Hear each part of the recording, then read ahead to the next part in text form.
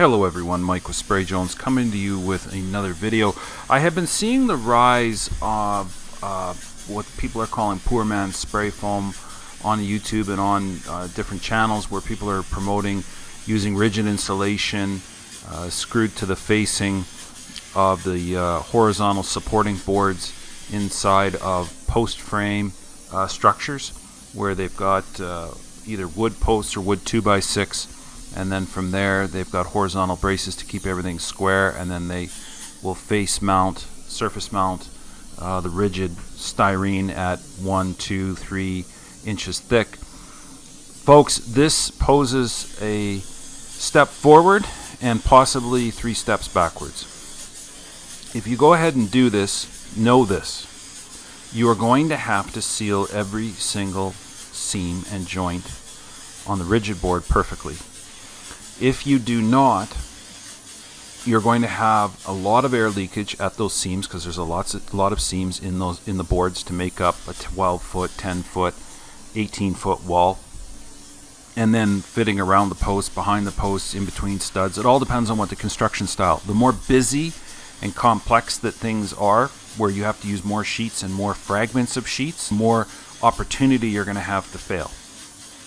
If you have, or when you have, air leakage past the seams, it's going to get back in behind what you have is a cavity now. You have 1.5 inches of depth due to the horizontal supports keeping the plywood siding or the metal siding 1.5 inches away from your styrofoam.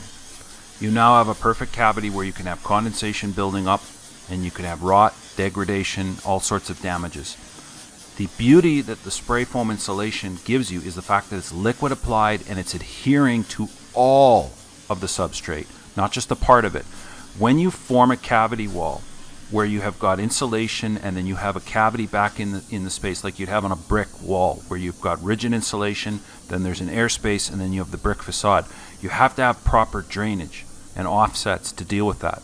And if you're not having that, how can you have that when you have got every 2 feet or every 4 feet, depending on what your spacing is, you've got a horizontal brace?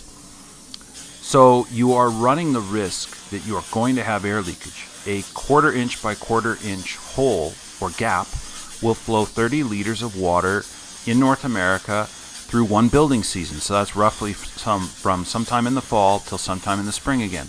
So if those of you that are in cold North American climates, such as Minnesota and North Dakota and Kansas and the upper Northwest and into Canada, consider this. Spray foam is still your best option because it's adhered to all the substrates. It's adhered to the wood, it's behind the posts, it's adhered to the metal, it should be, it's adhered to the plywood, okay?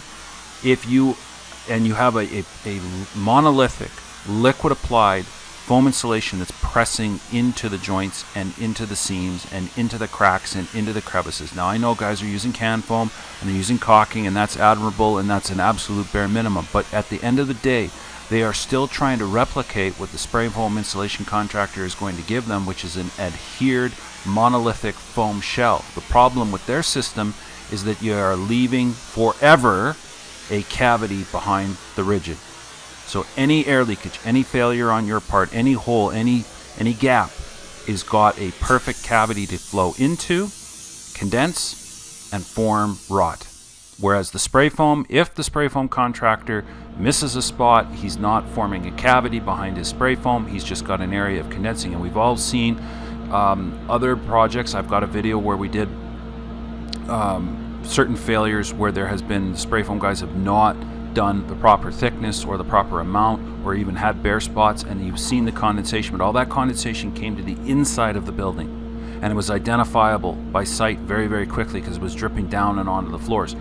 When you are having condensation back and behind a wall of rigid, you're not going to know that it's going on for a very long time until it started to cause a lot more damage. So in for a penny, in for a pound. I know this is appealing to a lot of people because you're saving initial money up front, especially with some of the rising costs, and you're trying to offset those rising costs. But think this through.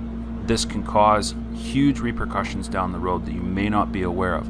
It may look and sound really good right now, but trust and ask and be honest with yourself. Can you honestly get every single rigid seam air sealed perfectly. Every single joint on every single side, 4 sides minimum, that you're going to have perfectly sealed. When you start to think about that and the time and the odds at the roulette table that you are going to get this wrong, spray foam does not sound too expensive. What's it going to cost you to fix major parts of the building 5 or 8 years from now when you discover that it has failed? Okay, so some food for thought. Talk to your spray foam guy. They know what they're talking about. Get the closed cell insulation, get it bonded and adhered to the substrate, and pay for a lifetime of good results. Okay, catch you on the next one.